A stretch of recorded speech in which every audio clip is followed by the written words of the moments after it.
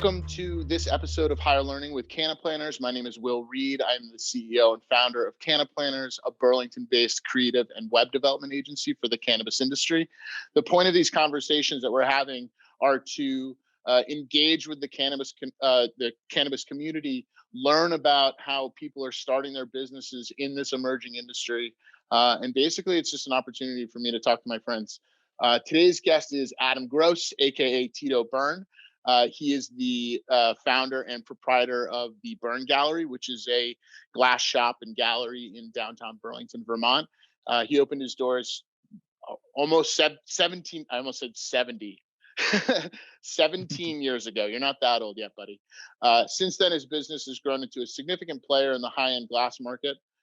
In addition to his shop, Tito is also responsible for the Pipe Classic, a glass blowing contest entering its 16th year.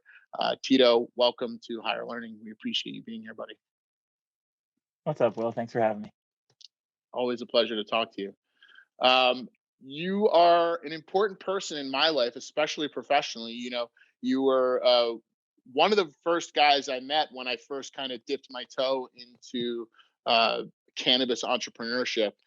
We met, I think, probably at your shop, but we spent some time down in Montpelier together, and kind of in the early heady days of the advocacy of Vermont cannabis. So it's good to see you. Thanks again for being here.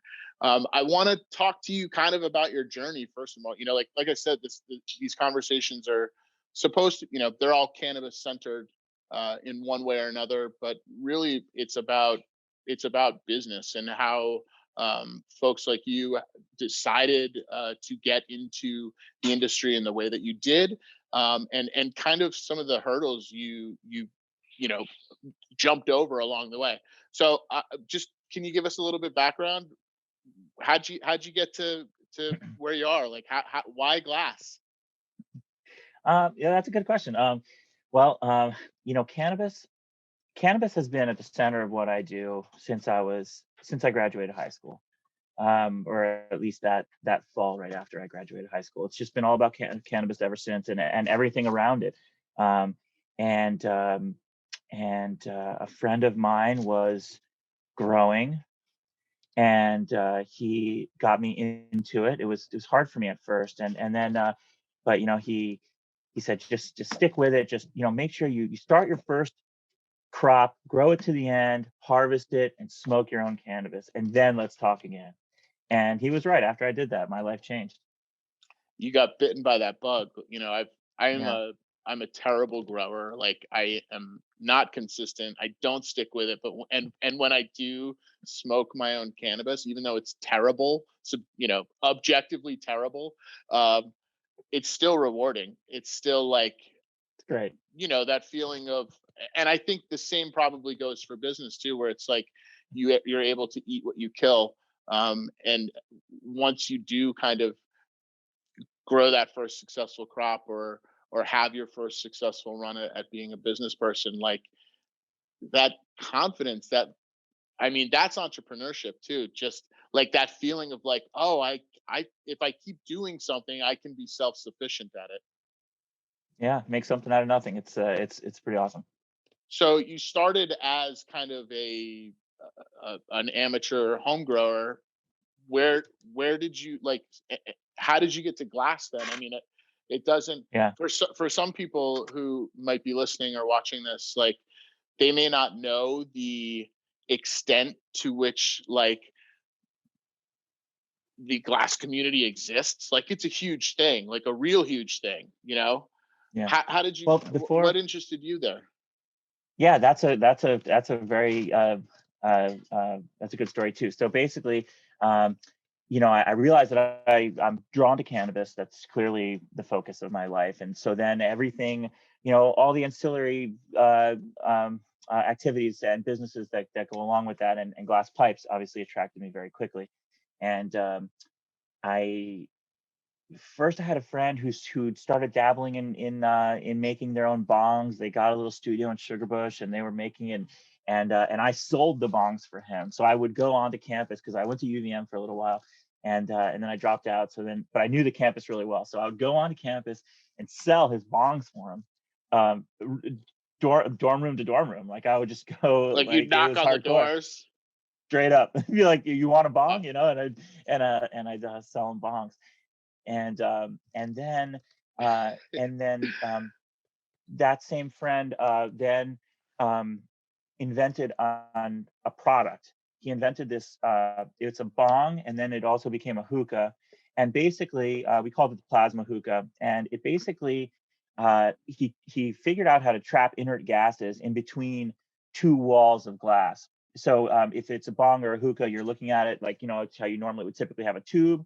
Well, then there's another tube that goes inside that tube, like a test tube that drops into the inside, and the okay. space in between the two panes of glass is filled with inert gases and then electrified, and it makes that like the lightning bolts follow your fingers when you touch it kind of Oh, thing. Like, right. Yeah.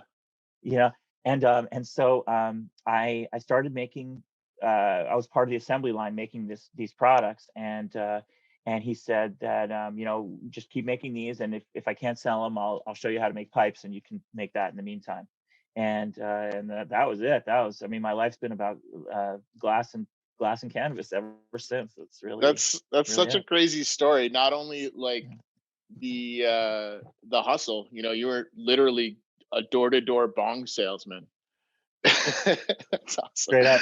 But also like that right from the get-go of you getting into this, like there was that um inventiveness, like and I'm a casual observer of the glass industry, like, I've sponsored the Pipe Classic, or CannaPlanners has sponsored the Pipe Classic. And we just observe, we're novices, we know nothing, barely anything about it. But like one thing we have, I've observed that just participating in it as a spectator is like there's ingenuity and obvious artistry, right? Like crazy artistry. And I would say that trajectory of art and even science to a degree, because those, like art is basically, it involves some alchemy sometimes. So like being able to intertwine the two, and of course, like glass blowing just being alchemy, right? Like it's fire and glass, like you're dealing with elemental powers there. They've kind of always been a part of it, right? Just like the Oh yeah. science and the art, that whole thing. It has, but I will honestly say though, the entrepreneurial spirit was there before all of it. Okay,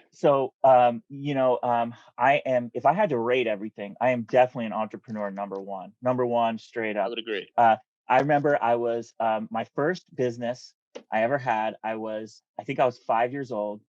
And I I, love these when stories. my, yeah, when my family would come over for like a Thanksgiving or Christmas or some kind of event, I set up this, I used my blankets in my bedroom, and I set up a bookstore inside my bedroom, and I would take all my books and shit that I had, and I would sell it to my family members. And that was my that was my Brilliant, that was my big first idea.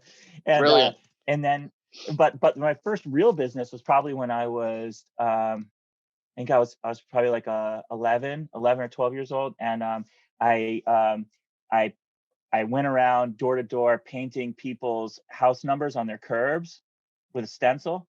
Nice. So, I can't remember what I charged. It was like $5 or $10 or something. And then I go out there and I stencil so that like emergency services can see your house easier. I grew Hmm. up in New Jersey, where it's like super suburban. So, um, Sure.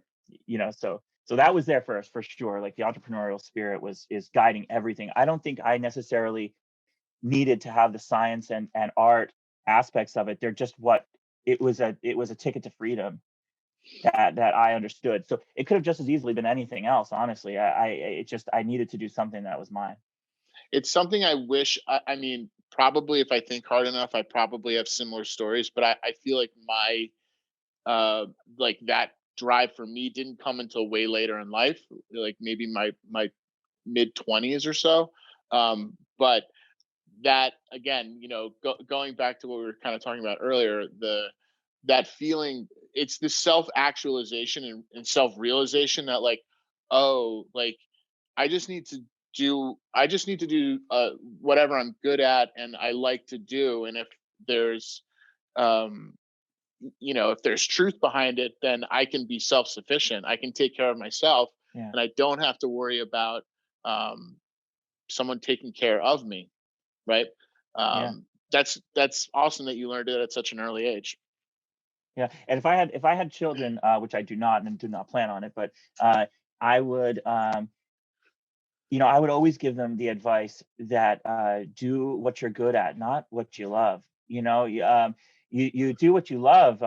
You could have a life of pain ahead of you. But if Yeah, you do what you're good at, you're pretty much guaranteed success.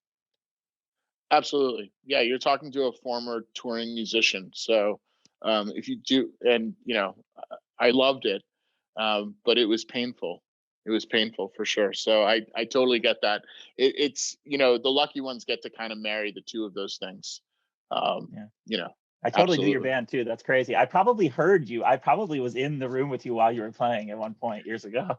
I'm sure we played every Wednesday night at Nectar's for years, so That's awesome. it's totally possible.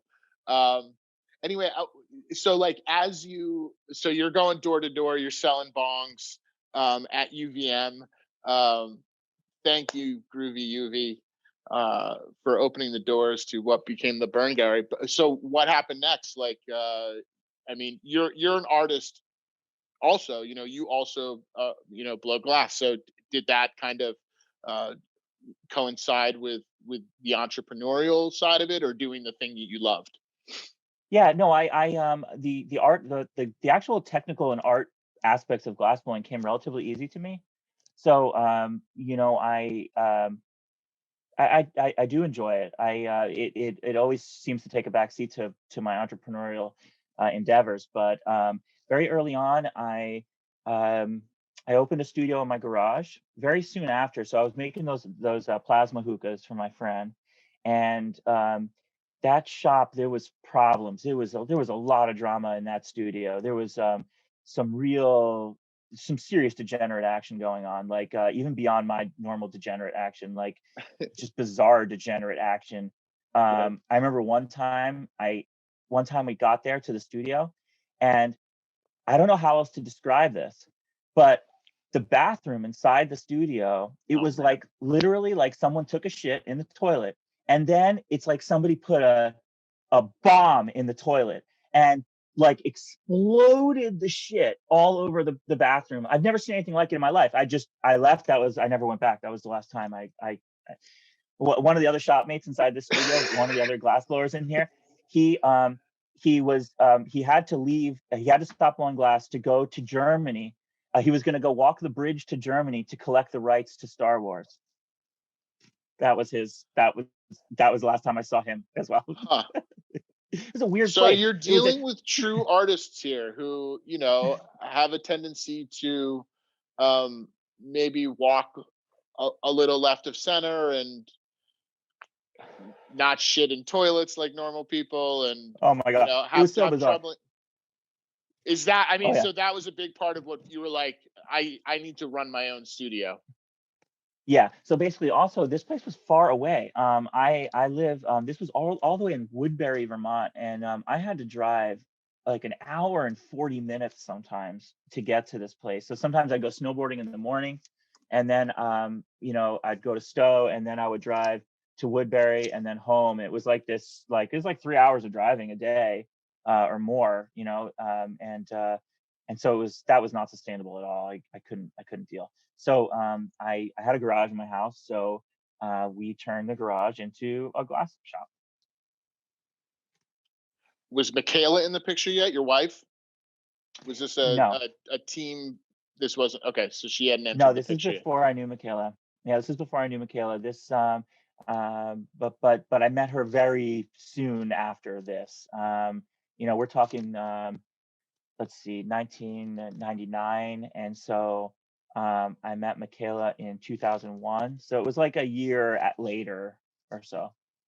And how soon did you grow out of the garage? Like you're in there. It's just you and a kiln, and you're blowing pipes, and No, no, I had a little, I was part of a little you had posse a crew. Okay. of a little posse of aspiring people. And every week Aspiring to do. you just put everything in a suitcase and go hit the shops. Well, that's more when I met Michaela. So before I met Michaela, I was not traveling selling glass. I was not wholesaling yet at all. And so I met Michaela. She started blowing glass with me too in the garage. And then we would go on a trip to sell our own glass. And then we realized that our other friends in the shop were, I mean, helpless was an understatement. Sure. They could make beautiful glass, but literally just could not sell it. And so I was like, well, I'll take your glass we could take your glass with us when we go on this road trip. And we did, and of course we sold it all. And so, everybody's like, whoa, that was pretty cool. And so next thing you know, Bern Glass Wholesale was born, and Bern Glass Wholesale was Michaela and I, and we would do what you were saying. We'd hop in the van. Didn't start off with a van. It started off just with a Subaru hatchback. You're in And Vermont, of course we you get have a in there, Subaru. we'd load it all up, and then we would start driving around the Northeast and selling glass. And we just made a little bit of extra percentage off of our friends' glass to pay us for our work. And we actually ran Bern Glass Wholesale right up through the opening of the Bern Gallery. That was something else. We in the very beginning, the first 2 years of the gallery or so, 2 days a week, we would close the Bern Gallery down.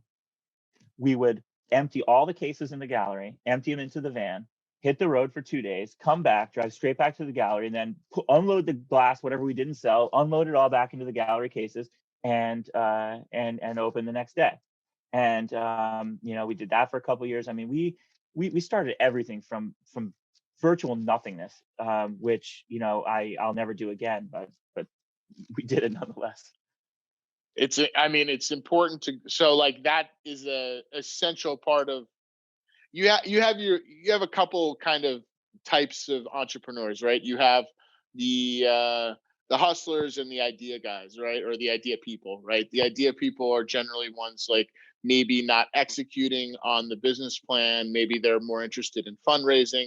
And then you got the hustlers, the people who I think like me too, were focused on actually like building those relationships, making sure the quality of the products are good, like really focused on the business itself, like having to just control freaks, right? That's what we are. Yeah. We are power hungry control freaks who want to know about every aspect of our business. And to me, like I can't think of doing it any other way. Like that's the fun part about being an entrepreneur is like getting your hands dirty, right? I think you overestimate my level of control in this company. I through with Sarah May and now Jeff White taking on new responsibilities. I actually pride myself on not micromanaging. I try to truly just let people get the right person in the job, and let them do their thing, until there's a problem, of course.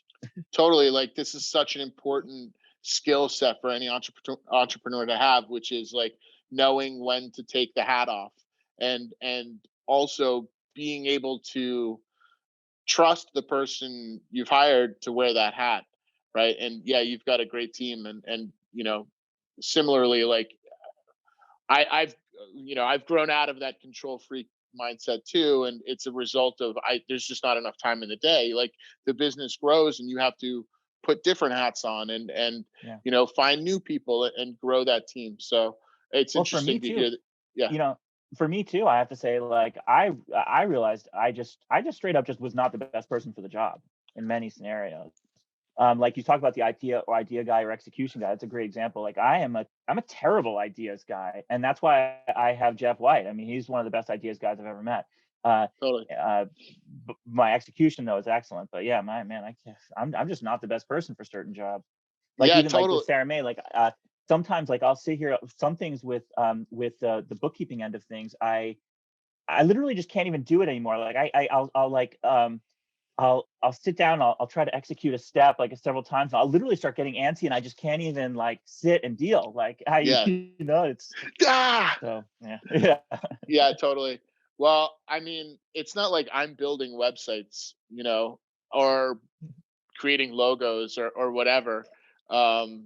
but like it's all the other stuff. Like for creative companies like ours, it's you have to have that creative talent, because if you are ever if growth is something you're trying to do, if you're trying to grow, if you're trying to scale ever, it can't all fall on you. There's not enough time in the day, and Yeah. also you And fail. shout out to anybody listening to CannaPlanners, because that's a perfect example of what you're doing for me, because I don't even, I'm so old school in so many ways. Talk about not being the right person for the job. I mean, when it comes to growing this company digitally, I need a lot of help. Well, I appreciate you saying that. We'll get into that, because we're going to talk about some other things. But before we do, I still want to kind of catch up to the story of like, so you transitioned from Bern wholesale into an actual retail, and I'm just, what? Okay, so context. So like we're about the same age. You're a little bit older than I am, but we're about the same age. And I grew up in the 90s in Providence, and I used to go to stores like the Kind Connection and Ethnic Concepts. And this is during the time when you'd have to walk in and you'd have to use coded language or no language at all. You'd have to infer to the person behind the desk what type of Yeah. piece you were looking for. You couldn't use the word bong, God forbid. You'd be kicked out of the store. And I can remember that shopping experience, beyond it being like very indicative of maybe like where the war on drugs was at that point, meaning like it wasn't a welcome experience ever. And I think like a lot of that was the trepidation on those shop owners to make sure that they fell into some sort of line. I'm kind of curious if you could talk about that a little. Like you obviously remember this time. Now you can walk into like I can walk into the Bern Gallery and say, not only give me that, sell me that bong, but I'm going to use it for cannabis. That's not a tobacco pipe. That's insane. Who's pulling bong hits of tobacco? No, I don't know. Well, what's really great about what you're saying is I actually know those two specific stores you're talking about in Rhode Island really they've been well. around forever. Yeah. Yeah, that was both those stores were like a tried and true stop on our tour, on our Northeast tour of Burn Glass Wholesale. Chris from A Kind Place, he was a big fan of my glass, and then we sold to Ethnic Concepts. And wow, that store, actually, that was a crazy story. That was pretty traumatic, actually, for me, what happened with Ethnic Concepts. That store, quick side note, so we were in the store inside Ethnic Concepts, on Wickeden Street. It was on in that little like orange building on Wickeden Street in downtown Providence. And the owner finds out that his best friend died while we were in the store. It was so fucking intense. Like you were in a business transaction, and he's like, "Hello, oh god, yeah." He's like, "Oh my god," literally, we're standing there. Then the owner of the store got a brain tumor and was dead a year later. Oh man, I don't know. I don't think that store's still around. I'm pretty sure it's gone, but it was one of those places where like and like I said, those were my stops, right? And you would have to. How do you create a retail experience while simultaneously trying to juggle, what was like the shadowy, maybe nefarious, evil glass industry at the time? Like this is even before Tommy Chong went to jail. So it only got worse until Operation Pipe Dreams, right? So that's the early mid 2000s or something, right? Yeah. Well, one cool thing is that we're in Vermont. The fact that we were in Vermont made all this stuff not as big a deal. If you had a pipe store in Texas, and you said the word bong in that store, I mean, you could like get arrested or something. It was crazy scene.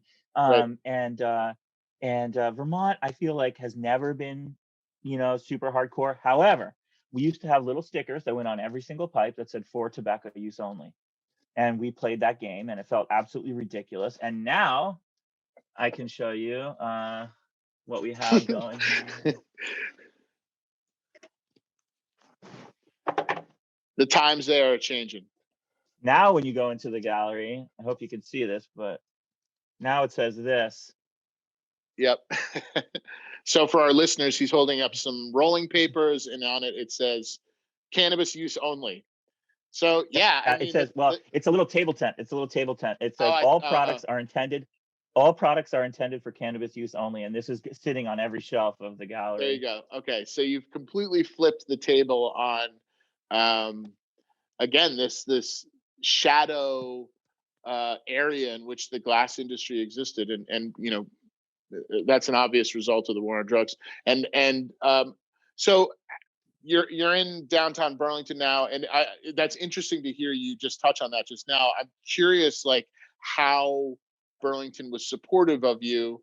Um, my dogs are now running in, and they might jump on me, but how the community was supportive of you, and furthermore, like, so for me, like, I try to network with businesses outside of what we're doing. Like, I have business mentors outside of cannabis, outside of web, outside of marketing, who can, basically just act as consigliere and help me figure out how to do things. So I'm just kind of curious, like, one, how supportive was the town of Burlington in what you were doing, and two, like, do you find yourself looking for outside mentorship for people, or was this sort of just like, because there isn't a book on how to run a glass shop and a a gallery, like, did you have to mostly just rely on yourself?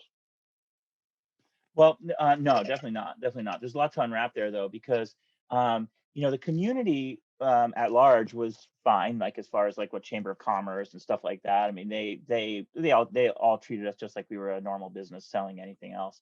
But to backtrack a little further, the pipe community did not support us. Hmm. So at the time, it was Full Tank and Good Times were the main two stores. And here now, Michaela and I are representing our little crew of glass artists, and we would try to get deals with these stores, like, hey, we'll sell to your store only in your town, but you got to buy a certain amount from us so we have some kind of security. And both stores here in Burlington did not want to. They're cute. Both Yep. stores did not want to. They did not want to agree to any kind of regular buying, and and um, and I even remember saying to one of those store owners, I was like, by you guaranteeing that you're going to buy, let's say, $1,000 a month from our group, that another store doesn't open right next to you, and uh, and um, and now I don't know that either. Well, one of the stores is definitely not open anymore, and the other one doesn't appear to be open. I'm not sure what's going on. So Right. um, so that was that, and then so they got the Bern Gallery. They got the Bern Gallery set up in Burlington because nobody wanted to support our group, and that's what you get. And so Burlington was born. Bern Gallery was born, and so it was kind of the pipe community not supporting us that even made the Bern Gallery exist. But then the community at large, absolutely, they supported us so much, very much. But I definitely did not have help. It was so difficult in the beginning. We didn't start with enough money. We were pivoting at every corner that we could. We weren't even planning on doing lessons, glass blowing lessons or any of that. The whole Burn Glass School was born out of a pivot, because it was so tough. And then I even turned to SCORE, which is a nonprofit group, who I suggest to any aspiring entrepreneur. If you're having issues, go to this group called SCORE. This nonprofit company is amazing, and they hooked us up with this really, really successful dude. And his name was Jerry Johnson, and this guy, had a lot of success at Megacorp, and super rich dude, and this guy, like, went to banking meetings with us and stuff. Like he Wow. strong armed banks for us in our favor. It was like I've never seen anything like this. It was wild.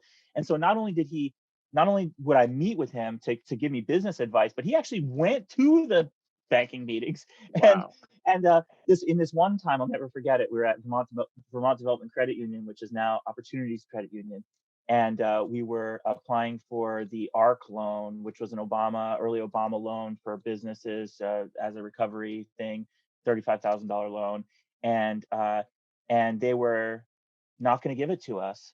And this guy goes to the meeting with us, and and I've never seen, when he walked in the room, he didn't come in the room with us. He entered the room after we were there.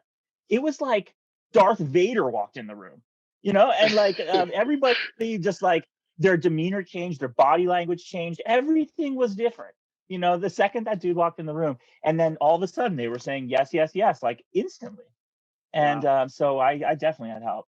Well, maybe we'll put a link to Score in the YouTube description here, so that Yeah, they're people can great. check that out. That's awesome. That's a really Yeah. good story. So, um, you did have some help. It was like being able to see how uh, you know business people interact. Because for for for me, I mean, I've never had that experience. Like I've had Yeah. of being a fly on the wall and seeing how um, business people engage with just some of the normal day-to-day hurdles of running a business, like getting a loan. Yeah. It's intimidating for sure. Yeah. um it was Especially interesting to hear. I was Yeah, only 20, I was 23 years old too. what a hugely impactful experience for a 23-year-old. Yeah. Yeah. Oh, these guys, these bankers in front of me aren't so scary. Like, they're just people with jobs. They're just following Totally. directions. That's it. Yeah. um they're there for you. It was interesting to hear you talk about pivoting and the lessons. Like, here we are. To give context for people watching in the way distant future. We're in the middle of COVID and pandemic, and everyone's shut down. Businesses are shut down. So, like, you kind of had this experience of having to, yeah, of having to pivot, Yeah. or learning how to pivot early on, huh? Yeah, that's it. And because the only thing that as they say, that is normal is change. Yeah, Change is the only thing that is guaranteed to always be there. So if you can't pivot and you can't change, then you won't stand a chance, or you'll do well for a period of time, but then you'll never transition to the next phase. you had to adapt. So was this? I mean, you're the self-ascribed not ideas guy. So who thought during back then? Who was like, lessons? We should do that. We have these kilns here. We have all this extra time. Like, I chose all the directions that we went, but when you say idea, like, it wasn't an idea you like an realized that a idea pivot popped. need to happen. Yeah, yeah, it Yeah, had to and it's happen. not like an idea. Yeah, it's not like one day everything was like normal and I was like, oh, you know what would do really well? A glass school. Like, no, no, no. It wasn't like that. It was more like, we're already blowing glass in there. People are asking us to teach them. It's like, it's so obviously there to be created. I didn't have to have the idea. It was just there. It was so obvious. This seems like maybe an obvious segue into the Pipe Classic. Like, how? So the Pipe Mhm. Classic Yeah. being in its 16th year, is that accurate? Well, it should have been. Should have It been. should have been. So we just missed this. What would have been the 16th Well, it would have been Pipe? 15.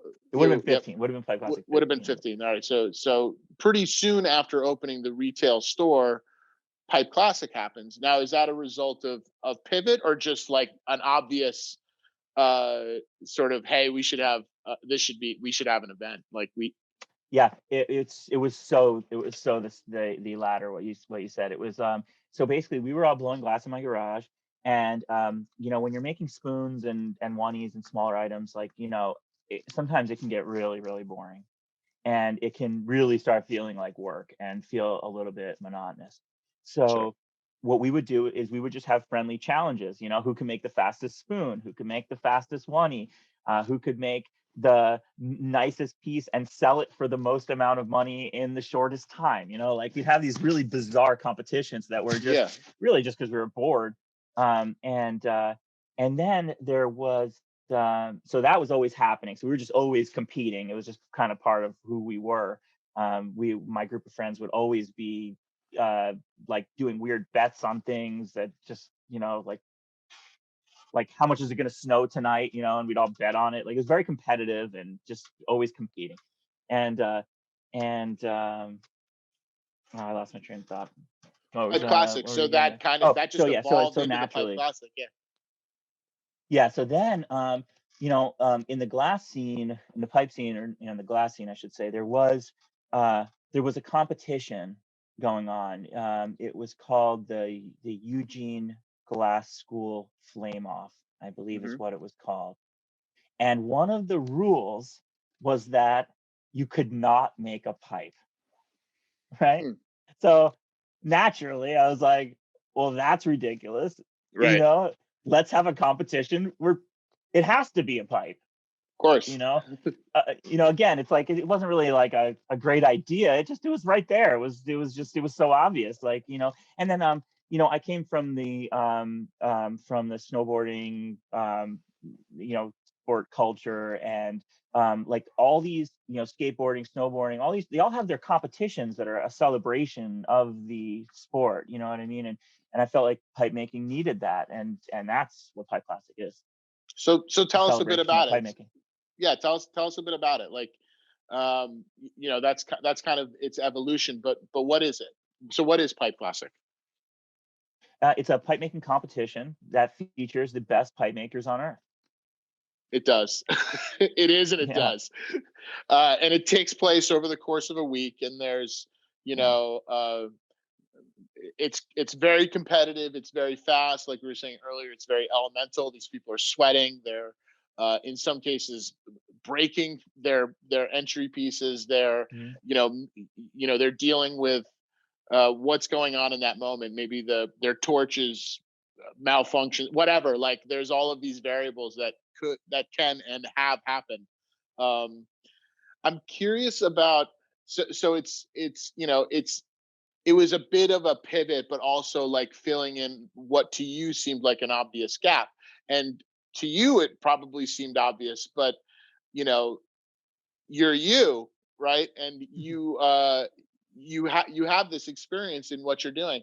How is it received? I mean, it's been going on for 15, 16 years now, so obviously it's like it's grown into something. But like, did you have those, you know, you know, you told us about some local shops who weren't so receptive to what you were trying to do. Did you have to break into this? Was this something you had to fight for, or were people like stoked on it? People were stoked on it. It came together pretty easily. I think like because a lot of artists really, all artists really want is recognition.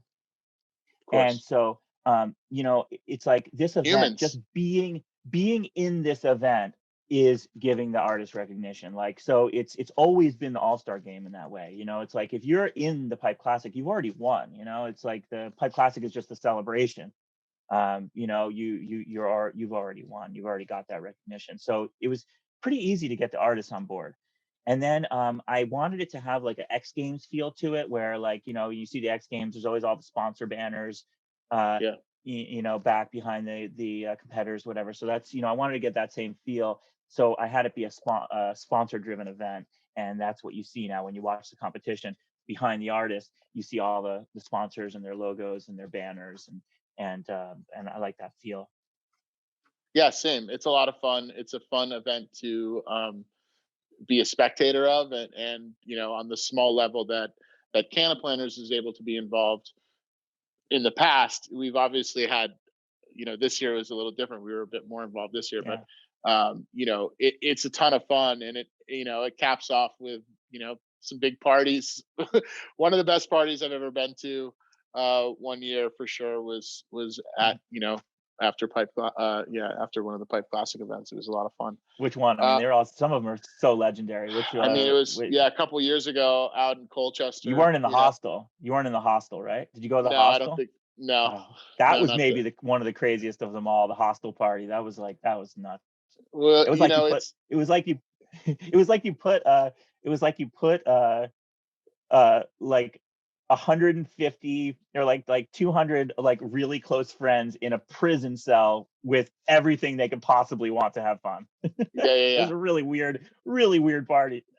It was Well, fun. I think that's a cool, you know, just that sounds awesome. But I think like deeper to that is like, is this community, it's a community of artists and an ever expanding community of people supporting those artists. Like you see some of the, I don't have to tell you, but like, you go follow some of these artists on Instagram, and they have tens, 20s, sometimes hundreds of thousands of followers, and they're selling. And some of these people are able to sell their work for insane amounts of money. How is that? Like, just can you give me a little perspective? Like, like why has that happened? Do you think? I mean, I think it's like any other art. I think like some art goes for a lot of money, some art doesn't. Couldn't have said it better myself. I couldn't have said it better myself. So let's keep talking about pivoting, because like this year, as we've said, like, it's been a difficult year. I know you had to kind of close the shop for a while. You had to completely change the way in which you engage with your customers. You had to rely more on your website, which we were very happy to build for you. And then Pipe Classic, that was a heartbreaker. Was that, I mean, it couldn't have been too difficult of a decision to make. You knew you couldn't have that event this year. Yeah, we knew we couldn't have it. I probably needed a year off anyway. But in the meantime, we created the Pipe Classic qualifier, which ended up just becoming a whole brand new week-long competition. I don't know what is my fucking problem. You love again, stress. you know what it is? It's like, you know what it is? It's not. It's like it's that some things are just so obvious. Like the Pipe Classic qualifier was so obvious to me, but whether or not I wanted to do it was a whole different story. You know what I mean? Like I put that on the back burner, and and we did it. We did it. It was crazy, but we did it. So for people listening who may not know, the Pipe Classic is a physical event wherein, the store is packed nightly with, it's packed. There's 120, there's hundreds of people in the store watching the competitions happen. And obviously, as a result of COVID, we weren't able to do that this year in the store. So, we helped Tito and his team pivot this to an online event. And I think, beyond some of the first year stutters, I think it was a lot of fun for sure. It was definitely stressful, but I think like, I think what it did for me was just reinforce what we were just saying, which is this community is huge, and like people are interested in this kind of content. And hopefully next year we'll be able to do this in person again. But at the very least, we know that, if we're going back to sort of talking about the business and how to continue building the brand, like this seems like a no-brainer, continuing to have the live stream coverage, the online engagement, being able to utilize social in a different way than you would be than just like live streaming, like, Kurt B at the oven doing his thing or whatever. So I'm glad you enjoyed it. We for sure had a good time doing it. It was a lot of fun. Yeah, it was awesome. And the live streaming in the actual Pipe Classic is going to be super cool. I can't wait to see what that looks like, especially with the Eli and Raj, whatever we call it. It's not going to be the bracket breakdown live, but whatever we call it. Yeah, we have plenty of time to figure it out. Yeah. Tito, I don't want to take up too much more of your time. I appreciate you talking to me about kind of, your entrepreneurial adventure over the last 20 years or longer. It sounds like since you were 5. Selling books under your bed to your cousins and parents.